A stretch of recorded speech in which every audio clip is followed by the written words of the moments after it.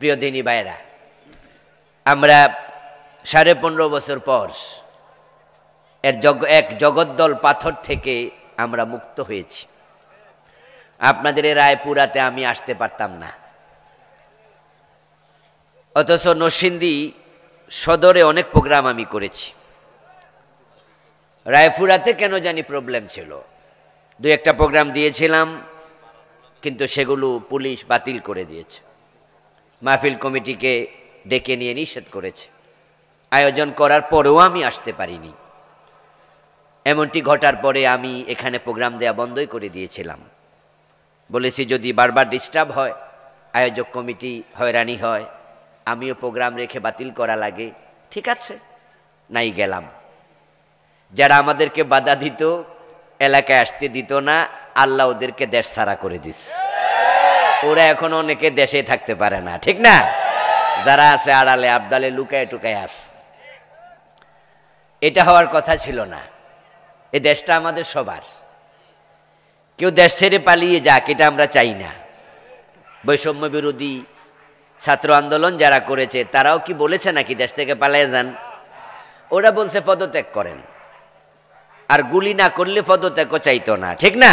ওরা বলেছে কোটা সংস্কার করেন। এটা একটা নৈতিক দাবি, এটা মেনে নিলেই হতো, কিন্তু না। মেঘে মেঘে বেলা অনেক হয়েছে। পাপ করতে করতে 18 কলসি না 20 কলসি 22 কলসি পাপ ভর্তি হয়েছে। ফোঁড়া যখন হয়, বিস্ফোট যখন হয়, তখন এটা কিন্তু এক সময় পেকে যায়। ছিদ্র না করলে নিজে নিজে ফেটে যায়। তারা সীমালঙ্ঘন করেছে, আরশের মালিকা সহ্য করে নাই, এমন গজব দিছে, এখন তাদের নাম উচ্চারণ করবে সাহস কারো নাই। এটা আল্লাহর ধরা। নিজেরাই পালাইয়া চলে গেছে, কারণ নিজেরাই বুঝেছে এমন অপরাধ করছে, ক্ষমতা থেকে নামলে আর মানুষ আস্থা রাখবে না, ভালো থাকতে পারবে না। এখন আল্লাহ কথা বলার সুযোগ দিয়েছে। কোরআনের মাহফিল করতে কারো অনুমতির প্রয়োজন নাই। জমিনটা কার? কোরআন কার কালাম? তো আল্লাহর কালাম আল্লাহর জমিনে বলবে, অনুমতি নিতে হবে কেন? এই অর্ডারটাই, চিন্তাটাই তো অন্যায় ছিল, ঠিক না? এই মানসিকতাটাই জুলুম ছিল। আচ্ছা আপনি বলুন তো, বাড়ি যদি আপনি বানান, আপনার বাড়িতে আপনি থাকতে কার অনুমতি নিতে হবে? জমিন আল্লাহর, কালাম আল্লাহর, আল্লাহর কথা বলবে আলেমরা, অনুমতি নাকি তারা দিবে? আজীব আজীব আজীব। ইন্নাহু লা ইউফলিহুজ জালিমুন। কোরআন মাজিদ আল্লাহ বলছে জালেমরা কখনো সফল হয় না। এই জালেম বলতে নির্দিষ্ট কোনো ব্যক্তিকে বোঝানো হয় না। যে জুলুম করে সেই জালেম। যদি আমি জুলুম করি আমিও জালেম, যদি আপনি জুলুম করেন আপনিও জালেম। আর আল্লাহর আইন সবার জন্য সমান। যেই জালেম হবে আল্লাহ তাকে সফল হতে দেবেন না। এজন্য সাবধান থাকেন, নিজেরা কখনো জালেম হইেন না। আল্লাহর জমিনে আল্লাহর কথা বলা হবে, এখানে আপনি নাক গলাতে আসবেন না। সত্য বললে কিছু সত্য কথা আপনার পক্ষে যাবে, কিছু আপনার বিপক্ষে যাবে, কিন্তু আল্লাহর কালামের সামনে গিয়ে আপনি নিজে বাধা হয়ে দাঁড়াবেন না। কারণ যে আল্লাহর কালামের বাধা হয়ে দাঁড়াচ্ছেন তিনি এত বড়, উনি চাইলে আপনাকে 1 সেকেন্ডের ভিতরে এমন বেজ্জতি করবে, নিজের মায়ের কোলে রেখে বেজ্জতি করে ছেড়ে দেবে। কখন কারে কেমনে করে বলা যায় না, বোঝা যায় না। আল্লাহ তাআলা শুকরিয়া জ্ঞাপন করে আলোচনা শুরু করছি। যেহেতু আমরা আজকে আসলাম, বসলাম, কথা বলছি, আল্লাহ বলার সুযোগ দিলেন, শুনছি, আল্লাহ শোনার সুযোগ দিলেন। এই জন্য কৃতজ্ঞতা শুরুতে আল্লাহকে জানাই। সবাই মিলে জোরে জোরে একবার কালিমাতু শুকর ফরি, আলহামদুলিল্লাহ। প্রিয় দিনী ভাইয়েরা, আমি আপনাদের সম্মুখে পবিত্র কোরআন মাজিদ থেকে সূরা আল বাইয়িনা, যেটা পরিচিত লাম ইয়াকুনিল্লাযীনা কাফারু, লাম ইয়াকুন, এই সূরা থেকে আমি 7 এবং 8 অর্থাৎ শেষ 2টি আয়াত তেলাওয়াত করেছি। রাসূলুল্লাহ সাল্লাল্লাহু আলাইহি ওয়াসাল্লামের পবিত্র মুখ অনুসৃত ছোট ছোট 2খানা হাদিস পড়েছি। আল্লাহ তৌফিক দিলে এখান থেকে কিছু কথা বলবো ইনশাআল্লাহ। এখানে যে মেসেজটা আল্লাহ দিচ্ছেন আমরা তার সরল অনুবাদ শুরুতে শুনি। ইন্নাল্লাযীনা আমানু, নিশ্চয়ই যারা ঈমান এনেছে, ওয়া আমিলুস সালিহাত, এবং নেক আমল করে চলছে, উলাইকা হুম খায়রুল বারিয়া, তারা হলো আল্লাহর সৃষ্টির মাঝে সবার সেরা। সুবহানাল্লাহ। কে বলতেছে? মাখলুক বানাইছে কে? যিনি বানাইছেন তিনি বলছেন এ দুটা কাজ করলে সৃষ্টির মাঝে সেরা। বারিয়া মানে মাখলুক। আর যে ঈমান আনবে এবং নেক আমল করবে, এ দুটি কাজ মাত্র আল্লাহ আপনাকে সার্টিফাই করছেন যে তার যত মাখলুক আছে আপনি সবার মাঝে সর্বশ্রেষ্ঠ। জাযাহুম ইনদা রাব্বিহিম জান্নাতু আদন, যারা ঈমান আনবে এবং নেক আমল করবে তাদের রবের কাছে তাদের জন্য জান্নাত পুরস্কার হিসাবে থাকবে। তাজরি মিন তাহতিহাল আনহার, যে জান্নাতের তলদেশে নহর প্রবাহিত আছে।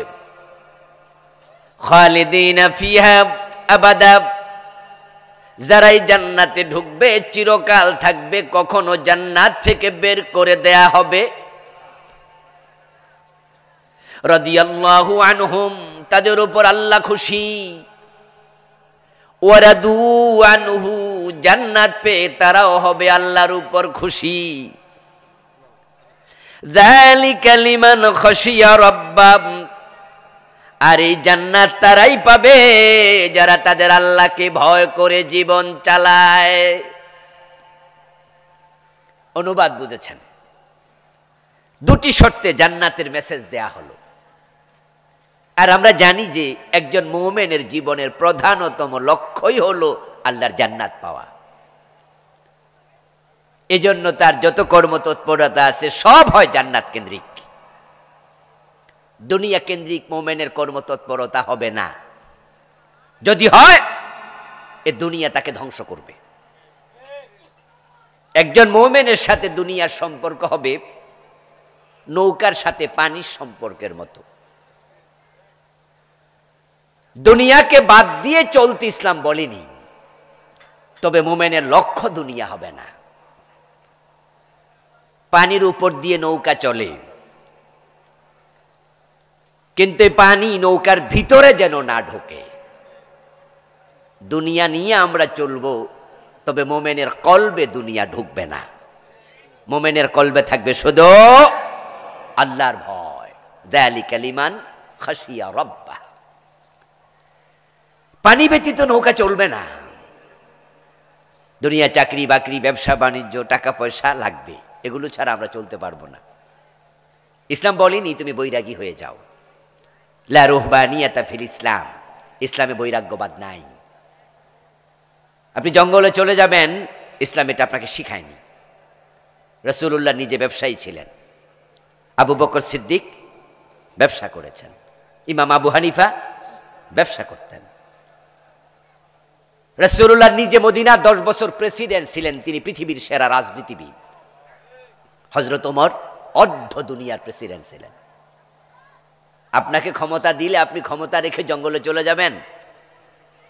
বলখের বাদশাহ ইব্রাহিম বিন আদহামের কাহিনী কেউ কেউ আপনাদের শোনায়। বলে উনি নাকি রাজত্ব ছেড়ে জঙ্গলে চলে গিয়েছিল, সেখানে গিয়ে আল্লাহকে পেয়েছিল। একটি ভুল কনসেপ্ট, ইসলামিক কনসেপ্ট শিখায় না। রাসূলুল্লাহ সাল্লাল্লাহু আলাইহি ওয়াসাল্লাম আল্লাহর কাছে ক্ষমতা চেয়েছেন। হিজরতের পথে তিনি বলছেন ওয়াজআললি মিন লাদুনকা সুলতানান নাসীরা, কোরআনের আয়াত। আল্লাহর নবী বলো আমার রব তুমি আমাকে রাষ্ট্র শক্তি দিয়ে সাহায্য করো। এই দোয়া রাস্তায় কবুল হয়ে গেল। মদিনায় তিনি পৌঁছলেন। আউস খাজরাজ, বনু নজির, বনু কুরাইজা, বনু কায়নুকাব, মদিনার সকল মানুষ মিলে রাসূলুল্লাহকে প্রস্তাব দিলেন আপনি আমাদের প্রধান হবেন। রাসূলুল্লাহ ওই রাষ্ট্রের প্রধান ব্যক্তি হয়ে গেলেন। দোয়াও করলেন। এবং প্রধান তিনি হলেন। 10 বছর তিনি আল্লাহর আইনে দেশ চালালেন। তো রাসূল তো জঙ্গলে যায় নাই, সুতরাং ইব্রাহিম বিন আদমের কথা বলে রাসূলের সুন্নাহ থেকে মানুষকে সরানোর কোনো সুযোগ। আমাদের জন্য আদর্শ ইব্রাহিম বিন আদহাম না নবী মুহাম্মদ? তো রাসূল কি জঙ্গলে গেছে না ক্ষমতায় গেছে? আল্লাহ হাবিব ইন্তেকাল করলেন সোমবারে, সাস্তের টাইম, সূর্য এখনো হেলেনি। সূর্য মাথার উপরে আসার আগে প্রিয় নবী ইন্তেকাল করলেন সোমবারে। আল্লাহর হাবিবের অর্ডার ছিল, মানুষ যখন মরে যায় তাকে দাফন করতে দেরি করো না। দুটি কারণ তিনি বললেন।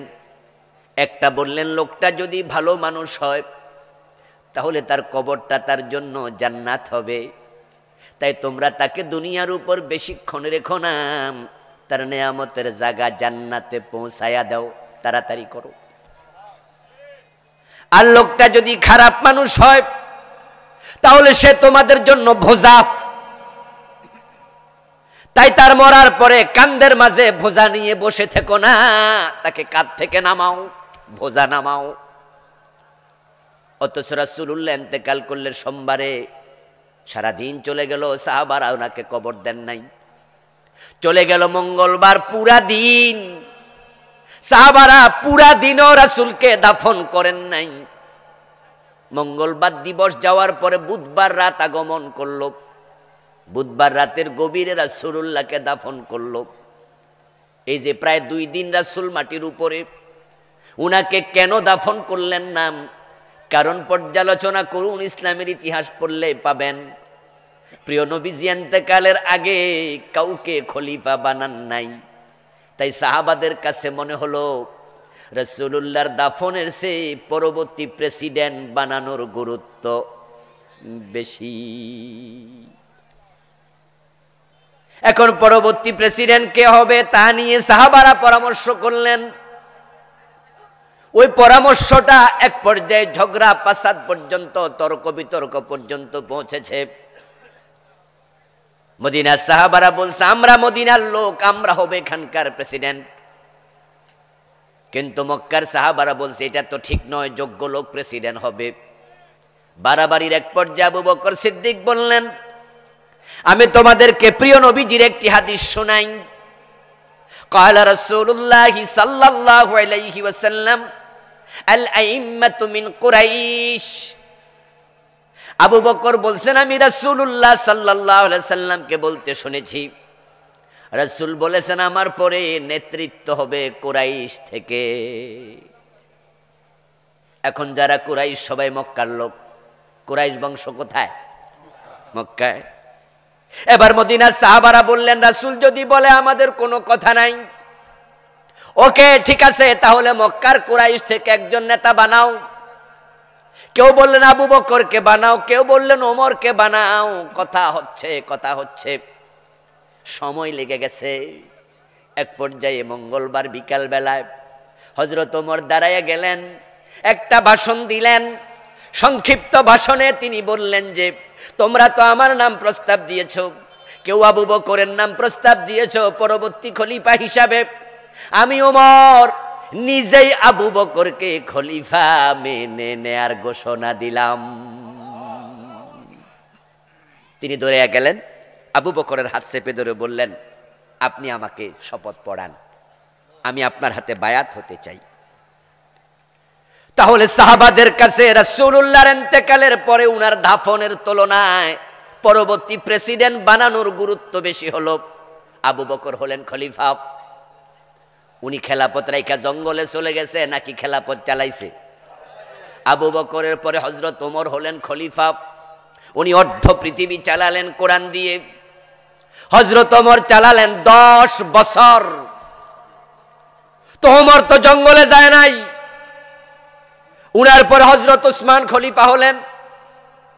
উনি ইসলামী রাষ্ট্র চালাইলেন প্রেসিডেন্ট হয়ে 12 বছর, জঙ্গলে যান নাই। তারপর হযরত আলী হলেন, উনি চালাইলেন 4 বছরের কম বেশি। উনিও খলিফা ছিলেন, রাষ্ট্রপ্রধান ছিলেন, জঙ্গলে যান নাই। ইমাম হাসান হলেন, উনি ছিলেন 6 মাস, তারপর তিনি পদত্যাগ করলেন, জঙ্গলে যান নাই। উনার সাথে হযরত মুয়াবিয়ার দ্বন্দ্ব হলো।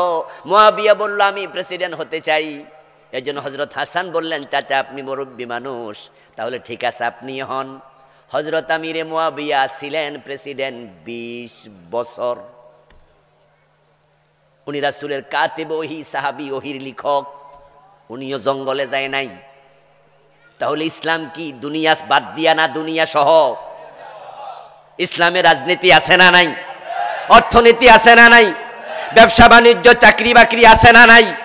তবে হ্যাঁ, কোনোটাই যেন কলবে না ঢোকে, ওইটা পানির মতো নৌকার তলায় যেন থাকে। নামাজ পড়তে 13টা ফরজ, একটা ফরজ হলো সতর ঢাকা। এখন সতর ঢাকতে কাপড় কিনতে হবে, কাপড় কিনতে টাকা দরকার আছে না নাই?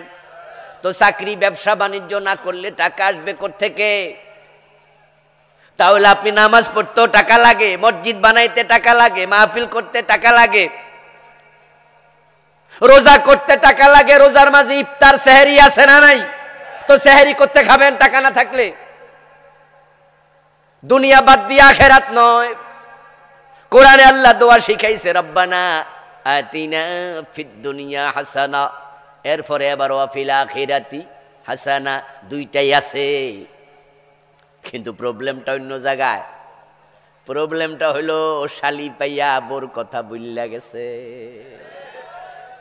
সমস্যা ওখানে হয়েছে। আপনি যদি ঘরের বড় মাইয়া বিয়ে করেন তাহলে ছোট মাইয়া কি হইব?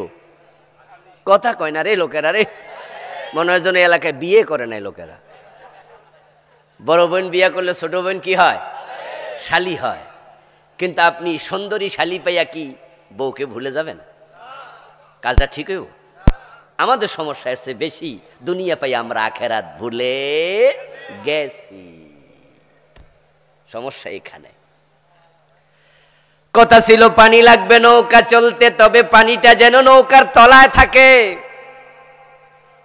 কিন্তু ঘাফেল মাঝি নৌকা ছিদ্র হইয়া পানি ঢুকতেছে, বেড়া উচিত ছিল পানিটা সিসা সিসা ফেলে দেয়া।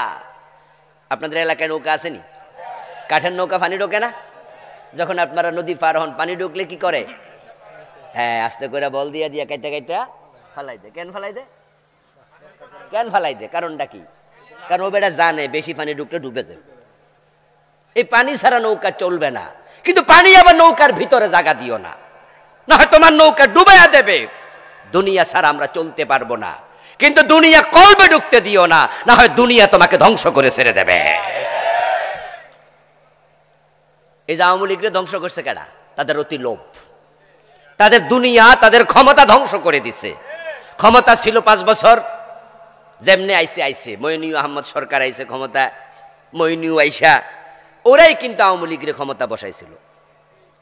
আচ্ছা, এরপরে 5 বছর যাওয়ার পর একটা ভালো নির্বাচন দেয়া যাইতো না? কইছে না, রাইতে রাইতে কাম সারে লেস নাকি, ঠিক কিনা? ভোট কি দিনে হয়েছে না রাতে হয়েছে?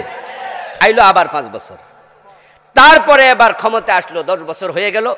পরের বার আবার আবার কাউকে মাঠে রাখবে না, নিজেরাই ক্ষমতায় আসা লাগবে। আবার জোর জুলুম কইরা ক্ষমতা নিয়ে গেল। 15 বছরের মাথায় কি ঘোষণা করলো? ভিশন 2041, 41 ঘোষণা করে নাই? 2041 ভিশন 2041। এর মানে হলো 15 বছর গেছে, সামনে আরো 16 বছর আছে। আচ্ছা, আপনি বাংলাদেশে ক্ষমতা পাইছেন, আলহামদুলিল্লাহ কোন, আলহামদুলিল্লাহ কইয়া ঠিকঠাক মতো দেশটা চালান, ভালো একটি ফেয়ার ইলেকশন দেন। লোকজন যদি আপনার ক্ষমতা আরো 50 বছর রাখে, বিরোধী দলের কোনো কথা নাই, ঠিক না? যে পাস করবে সে আসবে। কিন্তু আপনি না, আমি থাকবো, জোর করে থাকবো, আরো লাগবে আরো লাগবে, পুরা কলিজা মনে হয় যেন লোভে ভইরা গেছে। এই জন্য রেজাল্ট এমন হয়েছে, আল্লাহ পুরা উল্টাই দিচ্ছে। আপনার লোভ আপনাকে শেষ করে দিচ্ছে। আমার বন্ধু, এই কথা আপনার জন্য, আমার জন্য, সবার জন্য প্রযোজ্য। قال رسول الله صلى الله عليه وسلم الدنيا حلوة خضرة। রাসূলুল্লাহ বলছেন দুনিয়া বড় সতেজ, দুনিয়া বড় মিষ্টি। হ্যাঁ আসলেও টাকা পয়সা দেখলে একটু মজা মজা লাগে না? আরে পুরুষের পকেটে যদি টাকার বান্ডিল থাকে, এবারে যদি ঠ্যাং একটা নাও থাকে তাও স্পিরিটে হাঁটতে। আর যে পুরুষের পকেট খালি, হেতে ঠ্যাং সাইডটা থাকলেও লাভ হইতো না, ধাক্কাইলেও লড়ে না। এজন্য বলে মহিলার স্বামী হলো পুরুষ, আর পুরুষের স্বামী হলো টাকা। পয়সা আছে দেখবেন যে আপনার শরীর কেমন গরম, শীতকালও গরম লাগে। আর পয়সা না থাকলে গরমকালেও শীত লাগে। দুনিয়া বড় মিষ্টি জিনিস রে ভাই, এত মিষ্টি, এত মিষ্টি। কোরআনে আল্লাহ বলছেন, যুইয়িনা লিন-নাসি হুব্বুশ শাহওয়াতি মিনান নিসা ওয়াল বানিন ওয়াল কানাতিরিল মুকান্তারাহ মিনাজ যাহাবি ওয়াল ফিদ্দা ওয়াল খাইলিল মুসাওয়ামা ওয়াল আনআমি ওয়াল হারস। আমি দুনিয়া তোমাদের সম্মুখে সুশোভিত করেছি, আকর্ষণীয় করেছি। তোমাদের ছেলের ভালোবাসা, মেয়ের ভালোবাসা, স্ত্রীর ভালোবাসা, সম্পদের ভালোবাসা, জায়গা জমিনের ভালোবাসা আমি তোমাদের সামনে তুলে ধরেছি। তবে শোনো, ওয়াল্লাযীনা আমানু আশাদ্দু হুব্বান লিল্লাহ, যারা মুমিন হয় সবকিছুর উপরে তাদের অন্তরে বেশি ভালোবাসা থাকবে কার? এখন এই দুনিয়ার প্রতি মহব্বত আমাদেরকে ডুবাইয়া দিচ্ছে। আমার প্রিয় ভাই, আপনার আজকে বাড়ি যাবেন, যাদের ঘরে মধু আছে, আমার ওয়াজ যদি আপনি একটু টেস্ট করতে চান তাহলে টেস্ট করবেন। ওই মধুটা আপনি আপনার চোখের নিচে 100 টাকার মতো ফেলে দেবেন। সকালবেলায় উঠে দেখবেন অনেকগুলো পিঁপড়া মধুর চারপাশে। দুনিয়া বড় আকর্ষণীয়, বড় মিষ্টি। আমার রাসূল মিষ্টির উদাহরণ দিছে, তাই আপনাকে মধু ফেলতে বলছি। গিয়ে দেখবেন মধুর চারপাশে পিঁপড়া আছে। পিঁপড়া আছে 2 দল, একদল বুদ্ধিমান আর একদল বড় লোভী বেকুফ। যেগুলো বুদ্ধিমান 3টা পা সামনে দিছে, তারপরে মুখ দিয়া খাচ্ছে। পেট যখন ভরে যায় বাকি 3টা পা বাহিরে আছে, আস্তে করে তোলা দিয়া চলে যায়। আর কিছু আছে তো ব্যাককল পিঁপড়া লোভী, সে মধুর ভিতরে 6 পা ঢুকাইয়া দিছে। যখন পেট পূর্ণ হইছে এবার কয় বাড়ি যাই। মধু কয় কই যাইবা, ভিতরে ঢুকছো, যাইতে আর দিমু না। ওই মধু কিছু পিঁপড়াকে ডুবাইয়া ছেড়ে দেবে, শেষ করে দেবে। ঠিক অতি লোভে তাতি নষ্ট। বেশি লোভ করবা, দুনিয়ার জন্য পাগল হইবা, এ দুনিয়া তোমাকে ধ্বংস করার জন্য যথেষ্ট হয়ে যাবে।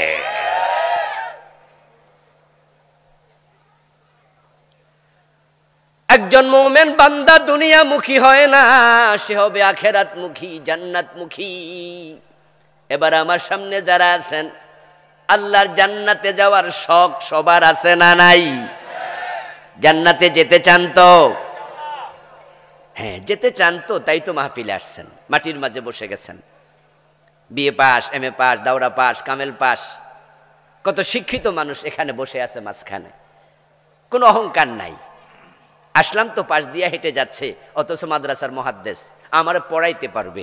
ভাবলো যে আবুল কালাম আজাদ সাহেব দেখি কি কয়, শুনি না, 2-1টা হাদিস তো নতুন করেও পাইতে পারি যেটা আমার এলেমে নাই। এজন্য রিক্সা থেকে নাইমা মাটিতে বসে যাবে, কোনো অহংকার নাই। এই মানুষগুলো বসে আছে শুধুমাত্র আল্লাহর জান্নাতের পথ খোঁজার জন্য, ঠিক না? কি যাওয়ার সময় কি হাদিয়া দেবে, রিক্সা ভাড়া দেবে? না, বরং শেষ দিকে চান্স পাইলে কবো যা পারেন দিয়া যান। আপনারাও জানেন যে এখানে যাওয়ার সময় রিক্সা ভাড়া দেবে না। যাওয়ার সময় কোনো বিরিয়ানির প্যাকেটের জন্য এখানে এসে বসেন নাই, তো বসলেন কেন? জান্নাতের আশায়, ঠিক কি না? আচ্ছা, এই যে জান্নাতে যেতে চান, চাইলে কি জান্নাত পাওয়া যায়? যদি চাইলে জান্নাত পাওয়া যেত তাহলে হিন্দুরাও পাইত। কারণ বেহেশতে যাওয়ার শখ হিন্দুদেরও আছে।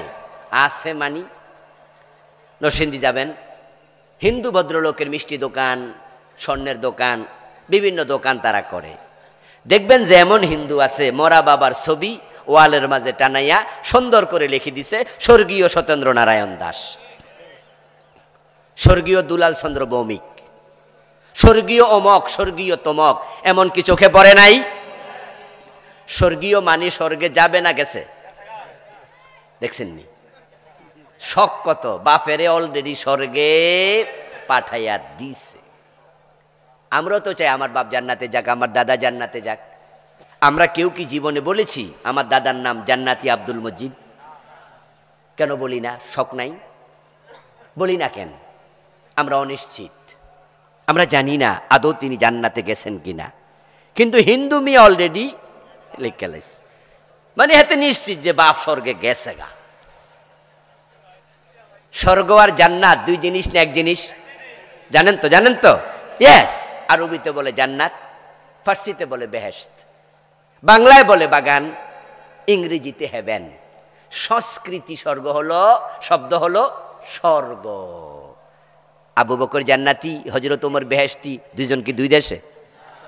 এক কথাই তো। হিন্দু মিয়া স্বর্গ লিখলো, শাব্দিক পার্থক্য আর কিছু না। কিন্তু আমাদের দেশে শব্দ নিয়ে চালবাজি হয়, অনেক প্রতারণা হয়। এই মুরব্বী আপনি সুদে টাকা লাগান, সুদ খান, এটা কেমন কথা? মানুষ কি কয়? বুড়ো হয়ে গেছেন, সুদ ছাড়েন। চোখ বড় করে কয় হুজুর কইছে কেডা আমি সুদ খাই? আমি মুনাফা খাই। বাংলায় খায় না, কিসে খায়? আরবিতে খায়, শব্দ চেঞ্জ করছে। কেউ কেউ ইংরেজিতে খায়, ইন্টারেস্ট খায়। বাংলাদেশে যখন গত গভর্নমেন্ট রাস্তার মোড়ে মোড়ে বিভিন্ন মূর্তি বানাতে শুরু করলো, তখন এই দেশের আলেমরা বলছে মূর্তি বানানো হারাম। বলে নাই? এই বানা মূর্তি। আমাদের মামুনুল হক ভাই তো হুঙ্কার দিয়ে বলছিল পোস্তগলায় বিশাল মূর্তি বানাবে, যাত্রাবাড়ির সামনে পদ্মা সেতুতে যাওয়ার মুখে রাস্তার চৌরাস্তার মাঝখানে জায়গা বানাইছে। ওই মূর্তি নাকি কোটি কোটি টাকা খরচ করে বানাইছে পিতল দিয়া। এখানে আইনা বঙ্গবন্ধুর মূর্তি দাঁড় করাবে, বাংলাদেশের সবচেয়ে বড় মূর্তি এটা হবে। আমাদের মামুনুল হক ভাই বলছিল এই মূর্তি যদি বানাও, এখানে স্থাপন করো, এটা বুড়িগঙ্গায় ফেলা হবে। এই তো লাগলো আগুন। পরে ওনার বিরুদ্ধে এমন ষড়যন্ত্র করলো, এক পর্যায়ে ধরে নিয়ে বউ দিয়া ধর্ষণের মামলা দিল। ওরা তখন বলেছে না আমরা মূর্তি বানাই না, এ হুজুররা বোঝে না। আমি আজকেও ফেসবুকে শামীম ওসমানের একটা বক্তৃতা শুনলাম, অনেক আগের বক্তৃতা, ঠিক ওই সময়ে। আজকে কে জানি শেয়ার করছে এটা। শামীম ওসমান বলতেছে হুজুররা কয় মূর্তি বানাই, আমরা মূর্তি বানাই না, আমরা ভাস্কর্য বানাই।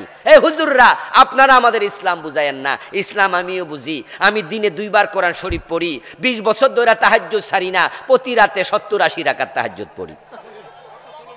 বলছে না? বলছে না? হ্যাঁ, উনি বলেছে, আজকেও আমি শুনেছি। আচ্ছা, কি বানায়? ভাস্কর্য বানায়, শব্দ চেঞ্জ করেছে। জান্নাত যে কথা, স্বর্গ একই কথা। কেউ বলে লাউ, কেউ বলে কদু, কেউ বলে বউ, কেউ বলে বধূ, কেউ বলে আনন্দ, কেউ বলে ফুর্তি। ওরা বলেছিল ভাস্কর্য, আমরা বলেছি এটাই হলো মূর্তি, জিনিস একটাই। কিন্তু আলেমদের কথা শোনেনি, উল্টা জুলুম করেছে। পত্রিকা দেখলাম 4000 কোটি টাকা খরচ করে রাস্তার মোড়ে মোড়ে তামাম দেশে বিভিন্ন জায়গায় মূর্তি বানাইছে। দেশের টাকা খরচ করে একজন রে তোমরা মহামানব বানাইছো, আমাদেরকে জাতির পিতা বলতে বাধ্য করেছ। আইন বানাইছে স্কুল কলেজ মাদ্রাসা ইউনিভার্সিটিতে, যখনই কথা হবে বঙ্গবন্ধুকে নিয়ে, শুধু বঙ্গবন্ধু বলা যাবে না, জাতির পিতাও বলতে হবে। তোমাদের নেতা তোমরা বলো, আমাদেরকে কেন বাধ্য করো? এটা না গণতান্ত্রিক দেশ? গণতান্ত্রিক দেশে তো মানুষ নিজের মত প্রকাশ করতে পারে। তুমি মত চাপায়া কেন দেও? যাকে মহামানব বানাতে চাইছো, দেশের হাজার হাজার কোটি টাকা তার জন্য খরচ করে মূর্তি বানাইছো, সীমা লঙ্ঘন করেছো, আল্লাহ পছন্দ করেছে। এমন রেজাল্ট হলো 5 তারিখের পরে আর একটাও নাই। গলায় রশি লাগায়া মাটিতে ফেলেছে, কোন কোন মূর্তির মাথায় উঠে কেউ কেউ প্রস্রাব করে দিয়েছে। বেজ্জতি করছে কে?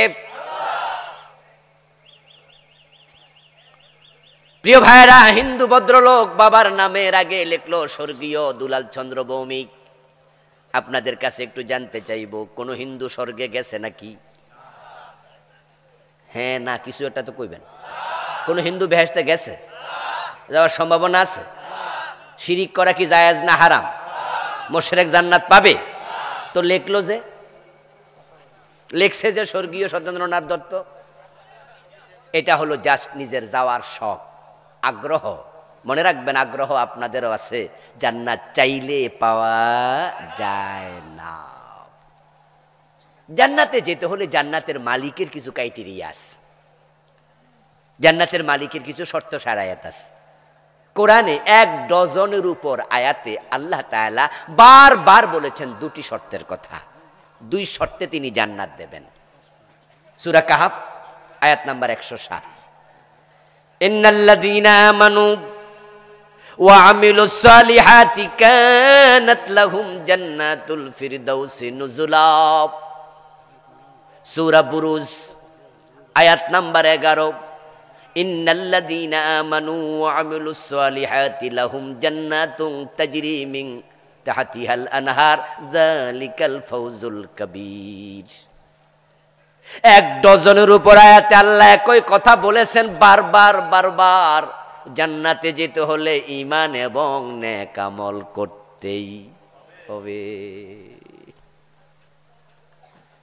যার ঈমান আছে এবং নেক আমল আছে তার জন্য জান্নাত। এখন আজকের মাহফিলে যারা আছেন, জান্নাতে যেতে হলে 2টা শর্ত পরিপালন করা দরকার আছে না নাই? জান্নাত বানাইছে কে? দেবেন কে?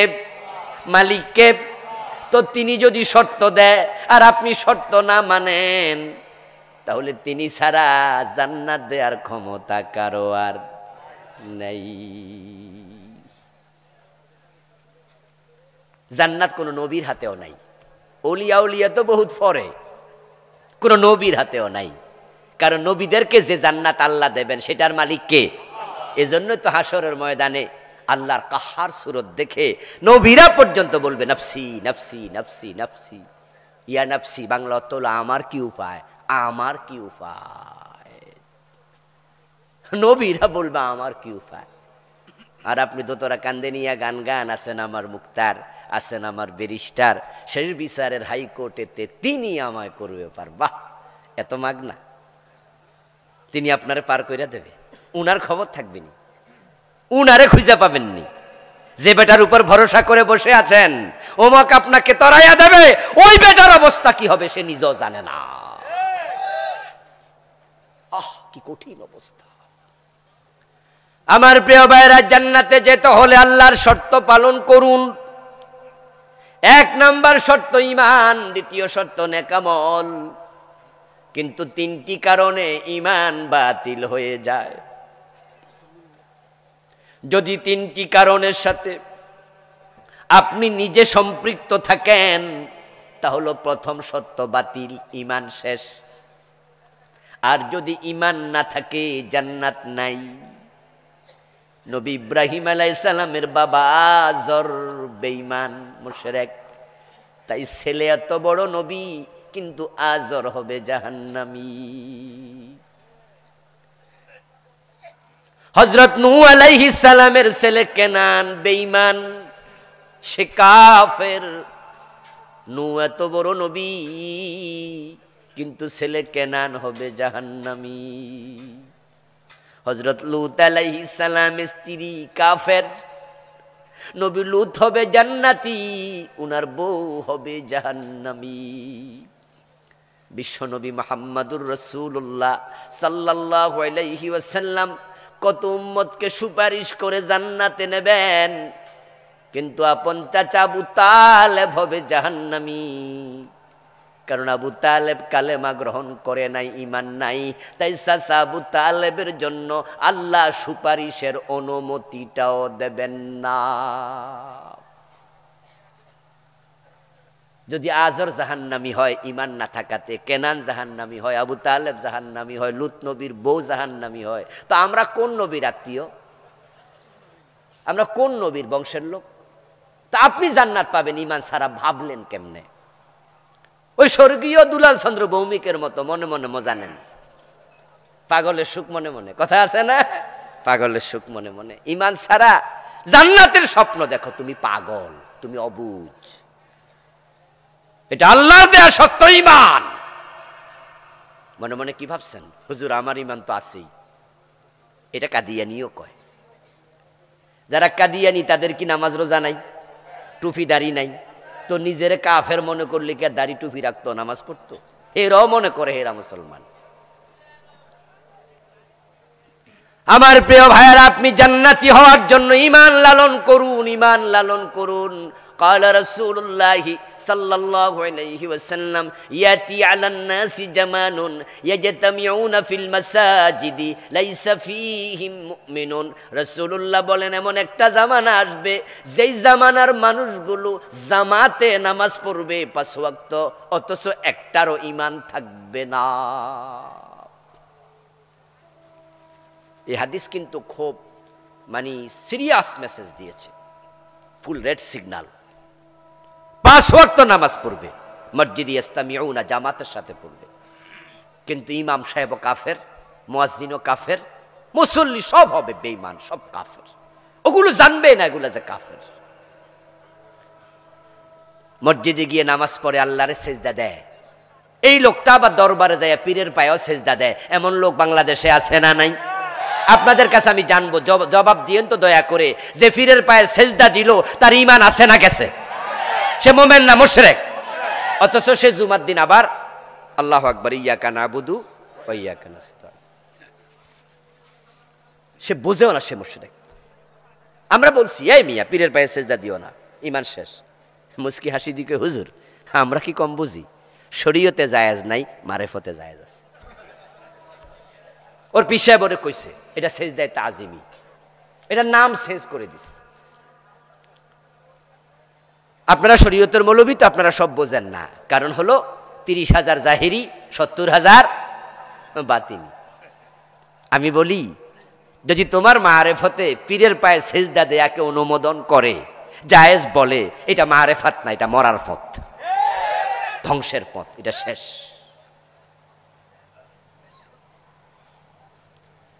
ومن يشرك بالله فقد حرم الله عليه الجنة ومأواه النار وما للظالمين من أنصار।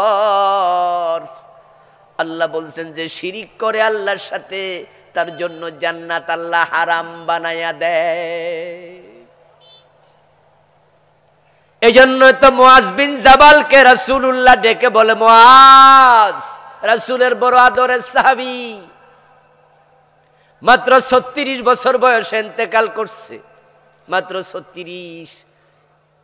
বড় শক্ত যুবক মানুষ, অল্প বয়সে মরে গেলেন। এ কম বয়সী সাহাবাটাকে রাসূল এত ভালোবাসতেন, প্রায়শই তিনি নিজের ওটের পিঠের পিছনে মুআজকে বসাইতেন, এবং ওই যুবক মুআজকে আল্লাহর নবী সাল্লাল্লাহু আলাইহি ওয়াসাল্লাম ইয়ামান নামক রাষ্ট্রে আল্লাহর হাবিব তাকে খলিফা, কাজী, গভর্নর বানায়া রাখছিলেন। যাও তুমি ইয়ামানের কাজী, গভর্নর। ওই মুআজকে বলো, মুআজ লা তুশরিক বিল্লাহি ওয়া ইন কুতিলতা ওয়া হুররাকতা। মুআজ শোনো, যদি তোমাকে কোনো কিডন্যাপার গ্রুপ কিডন্যাপ করে নেয় আর তোমাকে বলে শিরিক করো, মূর্তির সামনে মাথা নত করো, তুমি তখন বলবা অসম্ভব। তারা যদি বুকে আবার তোমার তলোয়ার ঢুকায়া দেয়, কল্লাটা কেটে ফেলে, মুআজ শোনো, কল্লা চলে যাক, তুমি মরে যাও, শহীদ হতে রাজি হইও, শিরিক করতে রাজি হইও না, কারণ শিরিক করলে আল্লাহ জান্নাত দেয় না।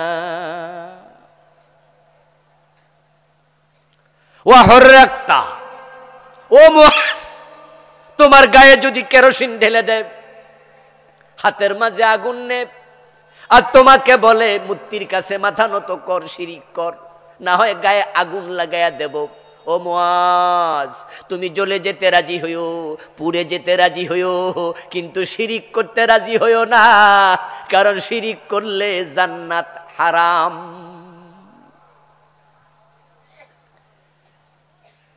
এখন শিরিক করলে ঈমান তো যাবেই। 3 অপরাধী ঈমান যায়, একটা শিরিক, আর একটা কুফর, আর একটা নেফাকে ইতিকাদি।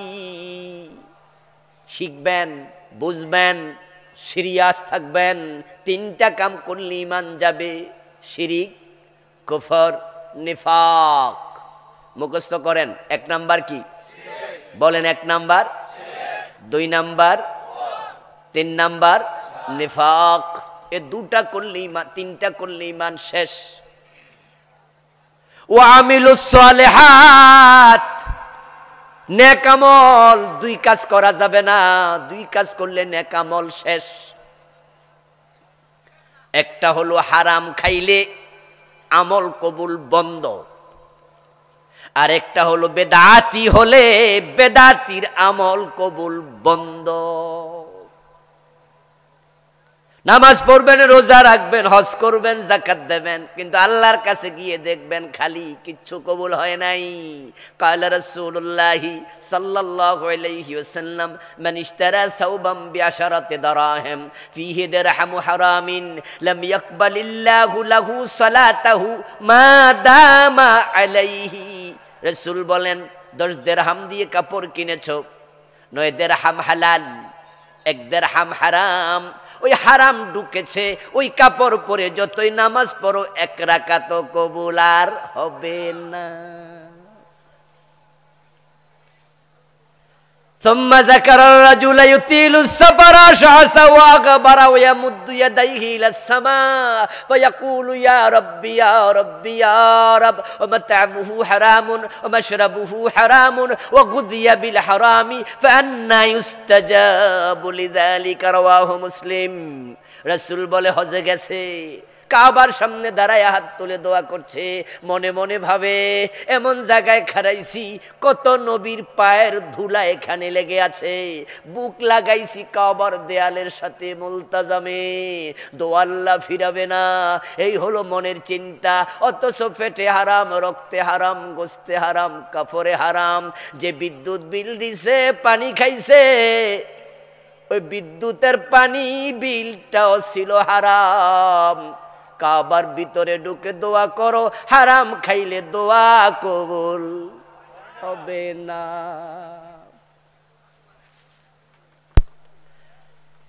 আজকের মাহফিলে সুদে টাকা লাগানো আছে এমন 2-4 জন শ্রোতা নাই? নাই নাই, এই এলাকার মানুষ সুদ খায় না। 5 ওয়াক্ত নামাজি, কিন্তু ঘোষ খায় এমন অফিসার বাংলাদেশে নাই, রায়পুরে নাই। বাপ মরছে, মা মরছে 7 বছর আগে, এখনো বইনের হক দেয় না, জোর কইরা খায় এমন জালেম ভাই আছে না নাই? এখানে 2-4 জন। কার জান্নাত যাবেন? কারটা? সাদ্দাদেরটা নাকি আল্লাহরটা না?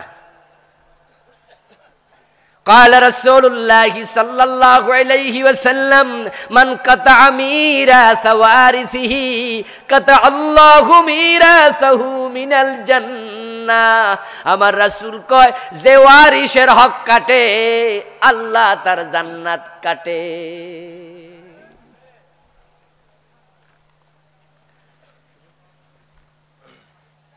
من أخذ شبرا من الأرض ظلما فيطوقه يوم القيامة من 70 أرضي من 7 أرضين। রাসূল বলেছেন, জোর কইরা জমি দখল করো, ক্ষমতার প্রভাব খাটাইছে, অন্যের জমিনে ওয়াল তুলা লাইছে, বাজারে দোকান বানাচ্ছে, 5-8 ঠেল্লা তোল, আমি আছি তো, ওসিরে ফোন দিস, ওসি সাহেব কেউ কিছু কইলাম না, আমার জমিন কইয়া দিয়েন, দেখি ঠেকায় কে।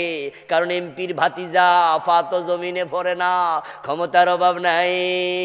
রাসূল যতটুকু দখল করছো আল্লাহ 7 গুণ বড় করে কিয়ামতের দিন গলায় ঝুলাবে, সেদিন ঠেকাবে কে?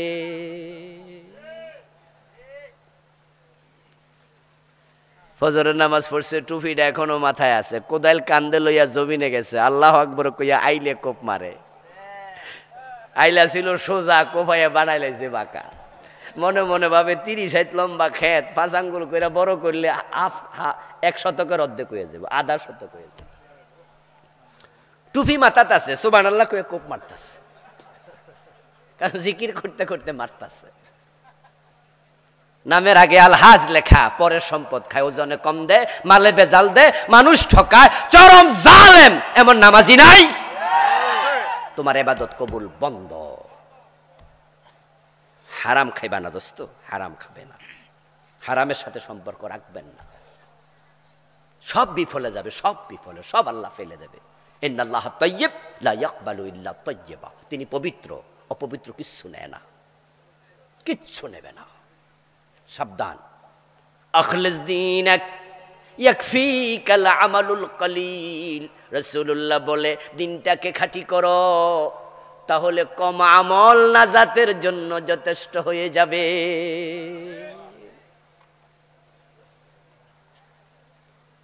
বেদাতের সাথে সম্পৃক্ত থাকবেন না, বেদাতি যদি হয়ে যান তাহলে আমল কবুল বন্ধ। ক্বালা রাসূলুল্লাহ সাল্লাল্লাহু আলাইহি ওয়াসাল্লাম ইন্নাল্লাহা লা ইয়াকবালু লিসাহিবি বিদআ সাওমান ওয়ালা সালাতা ওয়ালা হাজ্জা ওয়ালা উমরাতা ওয়ালা জিহাদা ওয়ালা সারফা ওয়ালা আদলা ইয়াখরুজু মিনাদ দ্বীন কামা তাখরুজু শাওরাতু মিনাল আজিন। ইবনে মাজার হাদিস। নবীজি বলছে, কোন ব্যক্তি যদি বেদাতি হয়ে যায়, নামাজ, রোজা, হজ, জিহাদ, যাকাত, ভালো কাজ যত করো, আল্লাহ কিছু কবুল করবে না। এবং বেদাতি দিন থেকে এমন ভাবে বেরিয়ে যায় যেমন আটার খামির থেকে টান দিলে চুল বের হয়ে আসে। কি উদাহরণ! সুবহানাল্লাহ। রুটি বানানোর জন্য মহিলারা আটা দিয়ে খামির বানায়, ওই খামিরের ভিতরে যদি কোনো চুল পড়ে তাহলে কি চুল শুদ্ধ রুটি বানায় নাকি? টান দেয়, টান দিলে চুলটা আস্তে করে বেরিয়ে যায়। আচ্ছা, চুলটা যখন বের হয় তখন কি কোনো সুরঙ্গ টুরঙ্গ হয় নাকি? ওই চুলের সাথে কি 100 টাকা আটা বের হয়েছে নাকি? টেরই পাবেন না কোন জায়গা দিয়ে বের হয়েছে। বেদাতি হবেন, এমন ভাবে ইসলাম থেকে বেরিয়ে যাবেন, বুঝতেই পারবেন না। বেদাত আল্লাহর কাছে, রাসূলের কাছে চরম ঘৃণিত কাজ, হারাম বড় ঘৃণিত কাজ। কিভাবে জান্নাত খোঁজো সুদখোর হইয়া? কেমনে খোঁজো? সুদ খেলে ৭৩ গুনাহ, সবচেয়ে ছোটটা হলো নিজের মায়ের সাথে জেনা। কত নিচে নামবা দোস্ত, কত নিচে! আর من أكل درهم ربا وهو يعلم أنه أشد من 36 زنا।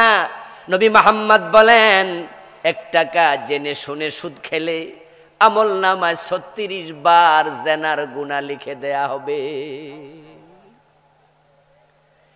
1 টাকা সুদ খেলে 36 বার জেনা, 100 টাকা সুদ খেলে 3600 বার জেনা, 1000 টাকা সুদ খেলে 36,000 বার জেনা। সুদ খাইয়া ইমাম সাহেবের পিছনে দাঁড়ায়া কপাল ঘষতাছ, সেজদায় কপালে কালো দাগ, পাবলিক কো আল্লাহর ওলি। আয়নার সামনে খাড়ায়া নিজে মজা নেয়, কেউ দেখছুনি আমার নামাজের চিহ্ন। ফেরেশতা দেখা টোকায়া টোকায়া জান্নাতে ঢুকাবে। 1000 টাকা সুদ খাইলা 36,000 বার জেনাকারী, যেটা পতিতাও এত জেনা করে না। 80 বছর বয়স পাইলে দিন 10 বার জেনা করলে তাও তুমি 36,000 বার জেনা হয় না। কারণ 80 বছর বয়স্কা পতিতা 15 বছর 12 বছর ছিল নাবালেক, 60 বছরের পরে হইয়া গেছে বুড়া। পুরা জীবন যদি পতিতা বৃত্তিও করে এত জেনা করে না। আর তুমি ইমাম সাহেবের পিছনে খাড়াইছ, 1000 সুদ খাইলে তুমি পতিতার চেয়ে আরো নিকৃষ্ট জেনাকারী। কোন পতিতাও তার বাবার সাথে আর ছেলের সাথে জেনা করতে শুনবেন না। আর সুদ খাচ্ছেন মানে মায়ের সাথে জেনা করতেছেন। কিসের নামাজ আপনার? কিসের দাড়ি?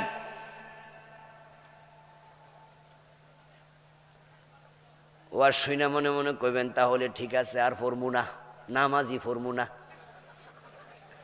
আপনি কার লগে রাগ দেখাবেন? আপনার মতো লোক নামাজ না পড়লে আল্লাহর কি আসে যায়?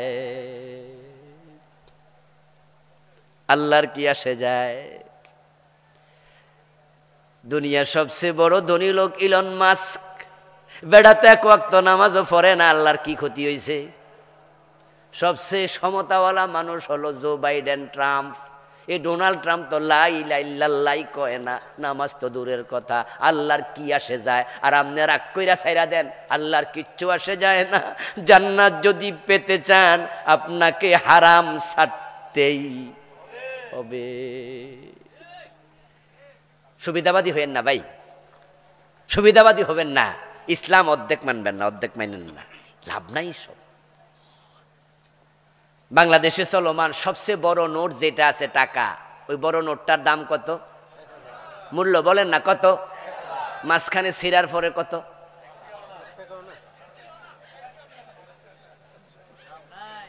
অধিকা ইসলাম মানেন না, লাভ নাই। ফজরের নামাজের ফরজ কয় রাকাত? 1 রাকাত পড়ে বাড়ি যান, সওয়াব হবে অর্ধেক না বাদ? রোজা রাখছেন 17 মাসে, দুপুর 3টা বাজে ইফতার করে আলান, মনে মনে ভাবেন 9 ঘন্টা তো রাখছি, সওয়াব 70% পাইছি, ঠিক না? বাতিল। আফাতুমিনুনা বিবাদিল কিতাবি ওয়া তাকফুরুনা বিবাদিন ফামা জাযা। আল্লাহ কয় কোরআনের কিছু মানবা কিছু মানবা না, তোমার জন্য আল্লাহর কাছে কোনো পুরস্কার নাই। কুফর করবেন না, শিরিক করবেন না, নেফাক করবেন না, অথচ কুফর করছেন নিয়মিত।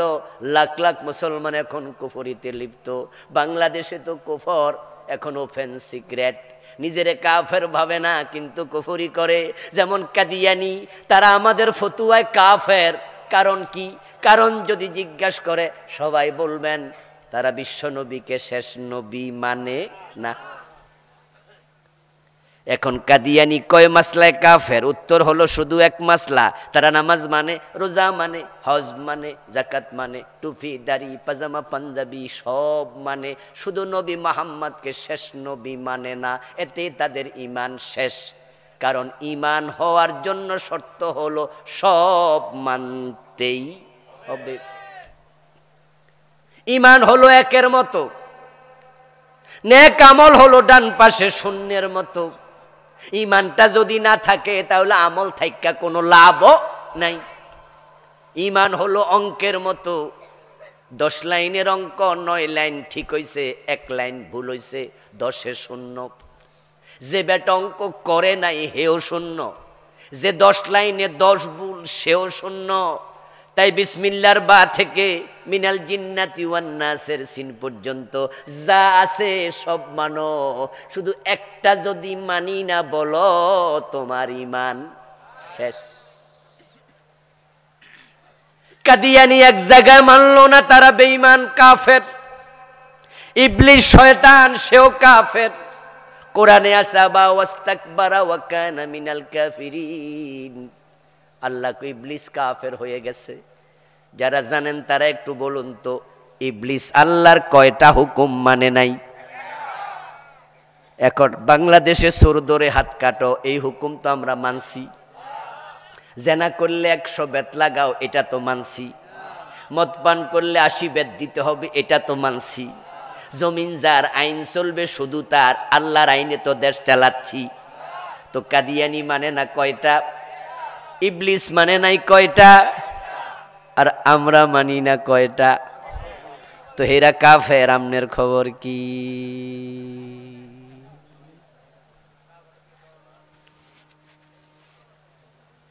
قال رسول الله صلى الله عليه وسلم تكون بين الساعة فتن كقطع الليل المظلم يصبح فيها الرجل مؤمنا فيمسي كافرا। প্রিয় নবীজি বলে কিয়ামতের আগে ফিতনার যুগ আসবে, মানুষগুলো সকাল বেলায় মুমিন থাকবে, সন্ধ্যা বেলায় কাফের হয়ে যাবে। এই যে আল্লাহর ডজন ডজন আইন বাংলাদেশ উপেক্ষিত, আল্লাহর আইনে দেশ চলে না। যারা এটা মানে না তারা মানে না তো বটে, আমরা যারা বলি আল্লাহর আইন মানো আমাদেরকে সহ্য করে না, রাজাকার বলে গালি দেয়, মৌলবাদী বলে, বলে না, চান্স পাইলে জঙ্গি। আশ্চর্য, কোরআনের আইনের কথাই তো আলেম ওলামারা বলছে। আল্লামা সাইদি রহমতুল্লাহি আলাইকে 13টা বছর জেলে রাখলো, উনার অপরাধটা কি? আসলে কি উনি দর্শনকারী? মানুষের বাড়িতে আগুন দিচ্ছে, ৭১ মানুষ হত্যা করছে, এটা শেখ হাসিনাও জানে। আসলে উনি এসব করে নাই। বিচারপতি নিজামুল হকের স্কাইপি কেলেঙ্কারি ফাঁস হয়েছে, আপনারা ভিডিও অডিওগুলো শুনেছেন। ওরাও জানে। আল্লামা সাঈদীর মামলার চূড়ান্ত রায় যেদিন বিচারক দেয়, সেদিন বিচারক শুরুতে বলেছে আমার সামনে দাঁড়ানো ওই সাঈদীর বিচারের রায় দিচ্ছি না, দিচ্ছি 71-এর দেলু শিকদারের বিচারের রায়। কারণ বিচারকও জানে দেলোয়ার হোসেন সাঈদী আর দেলু শিকদার এক ব্যক্তি না। শুধু ইন্ডিয়ার প্রেসক্রিপশনে আল্লামা সাঈদীকে দেলু শিকদার বানায়া ফাঁসির অর্ডার দিয়েছে।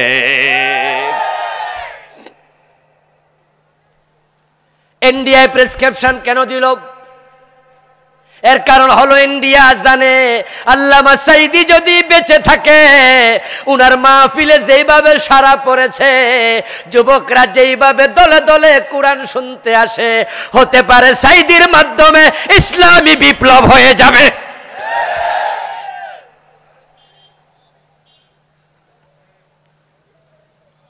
যে 11 জন বড় বড় নেতাকে তারা ফাঁসি দিল যুদ্ধাপরাধী বানাইয়া, তার মাঝে এমন 2 জন ব্যক্তি ছিল যারা 5 বছর মন্ত্রিত্ব করেছে 3 মন্ত্রণালয়, কৃষি, শিল্প, সমাজ কল্যাণ।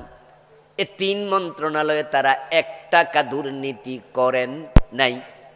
ইন্ডিয়া দেখছে মন্ত্রণালয় বাড়ে, হতে পারে ইসলাম ওলারা ক্ষমতায় চলে যাবে, তাই 2 জনকে দরকার ছিল গোল্ড মেডেল পুরস্কার দেয়া, উল্টা তারাই প্রেসক্রিপশন দিয়া ফাঁসিতে ঝুলাইছে। ও দোস্ত, ইসলামের পক্ষে তো আসলা না, উল্টা আমাদেরকে উল্টা ফাঁসি দাও, মারো, জেলে দাও। ইমান থাকবে কেমনে? ইমান যদি নিয়ে মরতে চাও, পুরা কোরআন মানা দরকার আছে না নাই? এখন অধিক্ষা চলছে, মসজিদে গিয়ে আল্লাহর কথা মানে, আদালতে আর মানে না। কি আশ্চর্য মুসলমান! পীরের পায়ে সেজদা দিল, সে যত নামাজ পড়ুক সে মুশরিক। কারণ সেজদার মালিক শুধু কে? 2 জনকে দিলে তো শিরিক হবে। এবার বলুন তো আইনের মালিক কে? আইন বানানোর মালিক কে? এটা কোরআনের আয়াত, ইনিল হুকমু ইল্লা লিল্লাহ, আল্লাহ ছাড়া কারো আইন চলবে না। তো মসজিদে মানলা আল্লাহর আইন, আদালতে মানলা ব্রিটিশ আইন। তোমরা 2 জনকে সেজদা দিলে শিরিক বলো, 2 জনের আইন মানলে কি শিরিক হবে না? কুফরি চলছে দেদারছে, শিরিক চলছে দেদারছে। কুফর নিয়ে আমি বই লিখেছি। আমার এই বইতে আমি বাংলাদেশে চলমান 56টা কুফর লিখছি। তো আপনি যদি না চিনেন, না জেনে, না বুঝেও তো মানুষ বিষ খায়, মনে করছিল এটা ঔষধ, অথচ বিষ খাওয়ার পরে কি কোনো অসুবিধা হইব না? না যাই না খাইলেও হয়। কোনটা কুফর আপনি চিনেন না, অথচ আপনি কুফরই করছেন। ইমান যাবে না? চলে যাবে। আল্লাহকে কিয়ামতের দিন বলবেন আল্লাহ আমি জানি না। আল্লাহ বলবো কেন জানো নাই? এলেম শিখা নফল না ফরজ? তো পড়লা না কেন? কোনটা কুফর শিখলা না কেন? ইমান চলে যাবে শিরিক করলে। আর একটা বই লিখছি, এটার মাঝে বাংলাদেশে চলমান 29টা শিরিক লিখছি। এগুলো নেবেন, ড্রাইভারের কাছে রাস্তায় গাড়ি আছে, বাড়ি গিয়ে পড়বেন। 29টা লিখছি। এই যে আসতেছে নির্বাচন, কত নেতা মুশরিক হবে ফাও ফাও স্লোগান দিয়ে, মাইক হাতে নিয়ে বলবে ও মিয়ারা আপনারা ভোট দিয়েন, ক্ষমতা দিয়েন, জনগণ সকল ক্ষমতার উৎস। ইমান শেষ, জায়গায় শেষ। জনগণ সাবরেন্টির মালিক, সার্বভৌমত্বের মালিক, এই কথাটা আমাদের সংবিধানে লেখা আছে। এই জন্য তো আমরা বলি এটা নাস্তিক্যবাদী সংবিধান, এটা কুফরি সংবিধান, এটা চেঞ্জ করে আল্লাহর কোরআনকে সংবিধান বানাতে হবে। সার্বভৌমত্বের মালিক জনগণ না, ক্ষমতার মালিকও জনগণ না, ক্ষমতার মালিক আল্লাহ। কুলিল্লাহুম্মা মালিকাল মুলকি তুতিল মুলকা মান তাশা ওয়া তানজিউল মুলকা মিম্মান তাশা তাবারাকাল্লাযী বিয়াদিহিল মুলক লব্বাইক আল্লাহুম্মা লব্বাইক লব্বাইক লা শারীকা লাক লব্বাইক ইন্নাল হামদা ওয়ান নি'মাতা, শেষে কয় লাকা ওয়াল মুলক, রাজত্ব তোমার। হাসানুল হক ইনু, রাশেদ খান মেনন, বছর 4 আগে দেখলাম তারাও হজ করতে গেছে, সরকারি টাকায় হজ করছে। এহরাম যখন পড়ে তালবিয়া পড়ার সময় দোয়া লাব্বাইক পড়ে নাই, শেষে কইছে লাকা ওয়াল মুলক, আল্লাহ রাজত্ব তোমার। আর আমরা কইলে কয় রাজাকার। কি আশ্চর্য না বিষয়টা? এবারে নিজেই তো কইছে লাকা ওয়াল মুলক, আল্লাহ রাজত্ব তোমার। আর আমরা বললে কই জঙ্গিবাদ, মৌলবাদ, এসব কথা চলবে। আবার সংবিধানে লিখছে জনগণ রাজত্বের মালিক, ক্ষমতার মালিক। আজীব তো। জনগণ মালিক কবে হইল? জনগণরে বানাইছে কেডা? এই জনগণ কথা বলে না কেন? কে বানাইছে? এই জনগণ। আপনারা কি মালিক না মালিকের গোলাম? তো গোলাম হলে গোলাম কেমন আইন বানাবে? গোলামের কাজ তো আইন অনুসরণ করা। আমরা যে বিভিন্ন জায়গায় চাকরি করি, আপনার বলেন মিল, ইন্ডাস্ট্রি, স্কুল, কলেজ, মাদ্রাসা, যেখানে চাকরি করি, আমরা যারা চাকর, আমরা কি আইন বানাই না আইন মানি? প্রতিষ্ঠানের মালিকরা আইন বানাবে, তারা বলবে যে এমনে এমনে চলেন।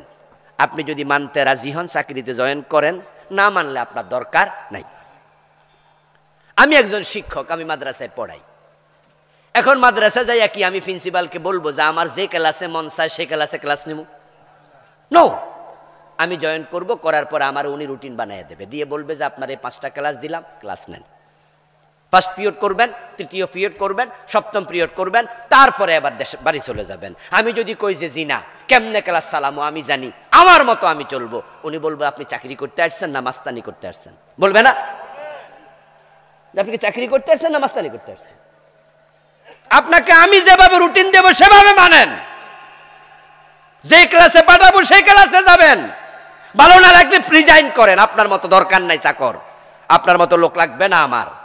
আল্লাহর জমিনে থাকবেন, আকাশ আল্লাহর, জমিন আল্লাহর, বাতাস আল্লাহর, অক্সিজেন আল্লাহর, আপনি নিজে আল্লাহর। আপনি কোন আপনি আইন বানাবেন? ফাইজলামি পাইছেন?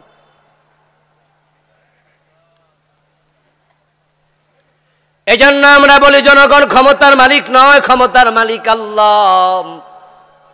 আরে মানুষ, আজীবন শুনছি, আজীবন পড়ছি, আজীবন তাফসীর পড়ছি, হাদিস পড়ছি, আর এই আয়াতগুলো এবার নিজের চোখে বাস্তবায়ন দেখেছি। জনগণ ক্ষমতার মালিক যে না, 5 তারিখে আল্লাহ হাতে কলমে দেখাইছে।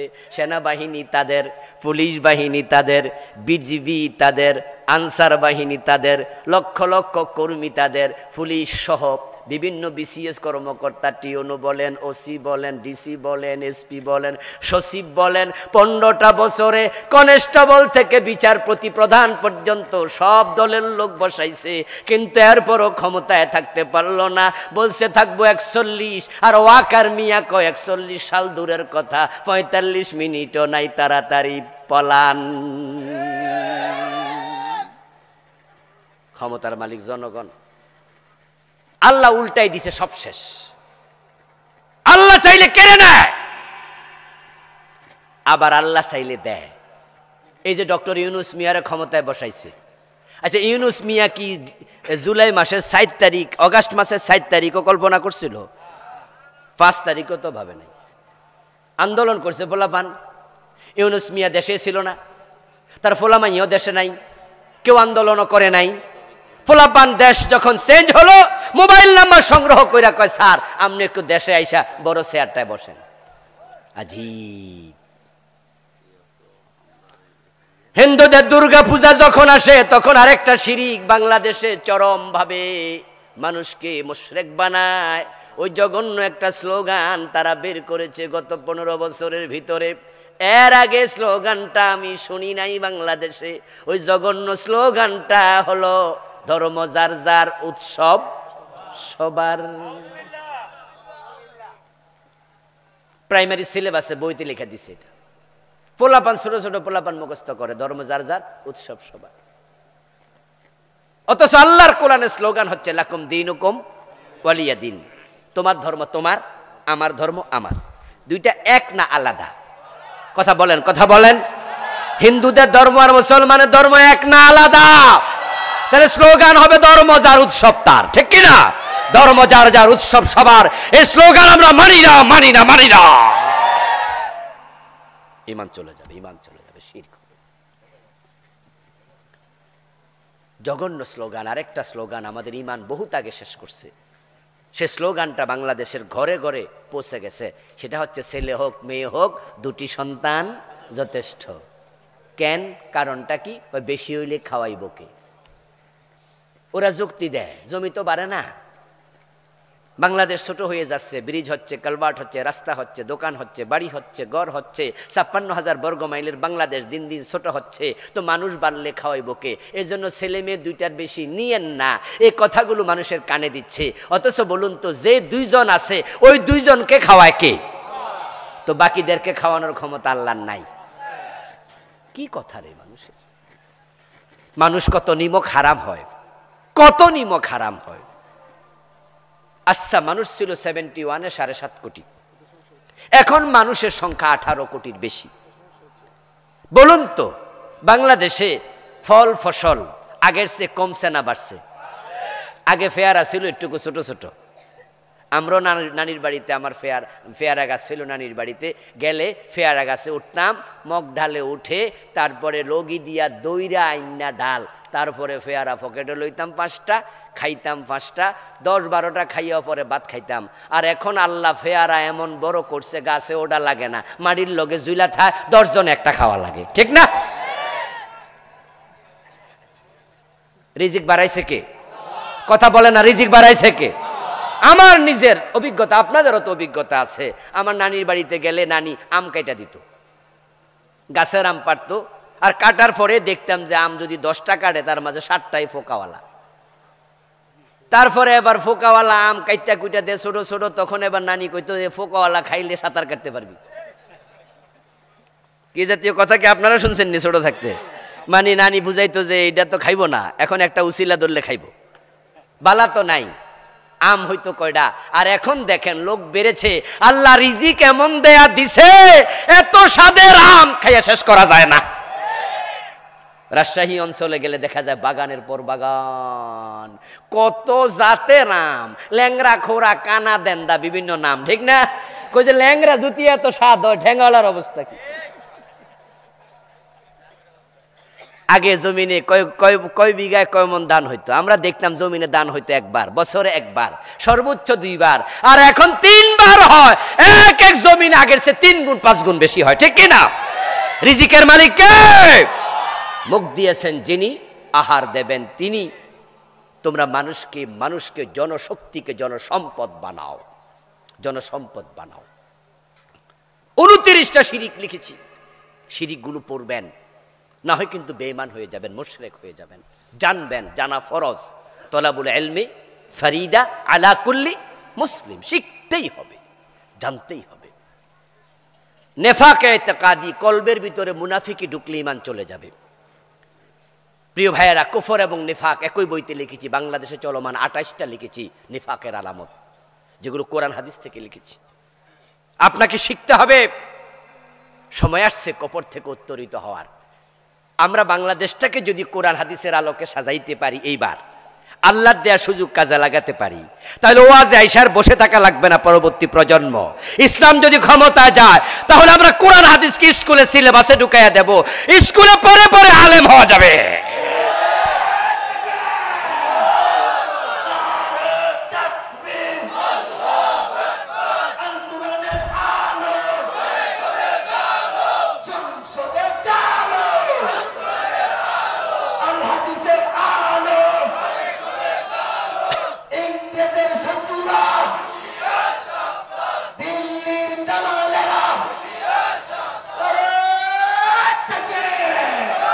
আমার প্রিয় ভাই, এই যে কোরআন হাদিসের আলোচনা আমি করছি, আপনারা শুনছেন, এই কোরআন হাদিস যদি সিলেবাসে থাকতো আপনারা পড়তে পারতেন, ঠিক না?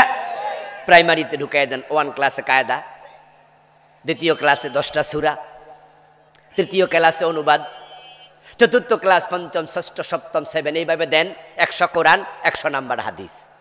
তাহলে ইন্টারমিডিয়েট পাস করার আগে ঘরে ঘরে আলেম তৈরি হয়ে যাবে।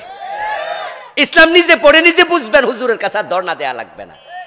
হুজুর তো মাদ্রাসা স্কুলে আপনাকে পড়াবে। সে সিস্টেম আমরা চালু করবো ইনশাআল্লাহ। কোরআন ক্ষমতায় গেলে শিক্ষা সিলেবাসে আমূল পরিবর্তন আসবে। ঘরে ঘরে বাবার জানাজার নামাজ পড়ানোর ইমাম তৈরি হবে ইনশাআল্লাহ। ইসলাম ক্ষমতায় গেলে আমরা একদিনের নোটিশে জি বাংলা বন্ধ করে দেব, স্টার জলসা বন্ধ করে দেব। ওয়াজ করে পারবো না, ওয়াজ করলে হয় না, তারা আমাদের ওয়াজ শুনবে না। এ সুদী ব্যাংক, সুদভিত্তিক অর্থনীতি। 151 জন নেতা যদি একবার না বলে দেয় সুদ বন্ধ করতে একদিনের বেশি লাগবে না। ওয়াজ করে তো আমরা পারিনি। মদের বিরুদ্ধে সরকার জিরো টলারেন্স, মদ্য বন্ধ হয় না, ইয়াবা, ফেন্সিডিল, হেরোইন, আরো কত।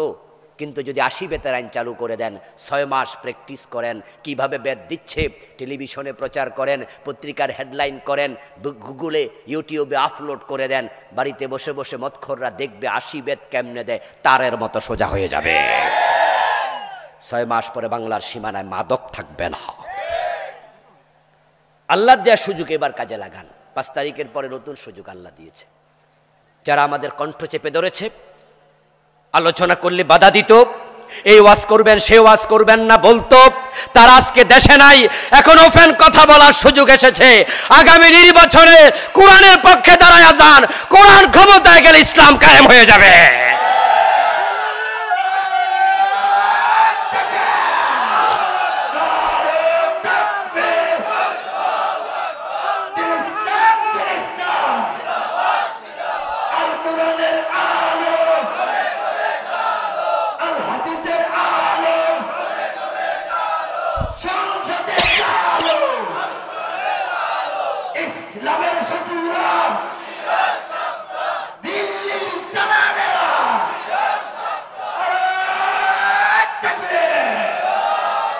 আমার ভাইয়েরা, আলহামদুলিল্লাহ আমরা কিছুটা পূর্বাভাস লক্ষ্য করছি।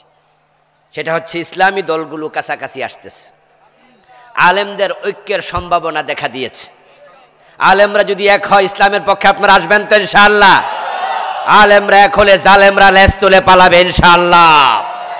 অন্তর্বর্তীকালীন সরকার ইতিমধ্যে সংস্কার কমিটি করেছে। ওরা বলছে সংবিধান ব্যর্থ, এই 54 বছরে শান্তি দিতে পারে নাই, লুটতরাজ বন্ধ করতে পারেনি। এই জন্য সংবিধান সংস্কার দরকার। কেউ কেউ বলেছে না, এটা নতুন করে লিখা দরকার। কমিটি অলরেডি তৈরি হচ্ছে। আমরা দাবি তুলব, সংস্কারও দরকার নাই, লিখাও দরকার নাই, এটা বাদ দাও, কোরআনকে সংবিধান বানিয়ে দাও, সব সমস্যার সমাধান হয়ে যাবে। কারণ সব সমস্যার সমাধান দিতে পারে আল কোরআন। ঈমানও টিকবে, আমলও টিকবে, জান্নাতও মিলবে ইনশাআল্লাহ। আল্লাহ তাআলা আমাদেরকে যে কথাগুলো বললাম আমল করার তৌফিক দিন, বলুন আমিন। হাযা মা ইনদি ওয়াল ইলমু ইনদাল্লাহ আলাইহি তাওয়াক্কালতু ওয়া ইলাইহি উনীব। এত লম্বা প্রশ্ন করব না, আমরা দোয়া করে যেতে চাই। আর কোনো কথা আসেনি মাহফিল কমিটির? কোনো কথা আসেনি আপনাদের? কমিটির ভাইরা আসেননি?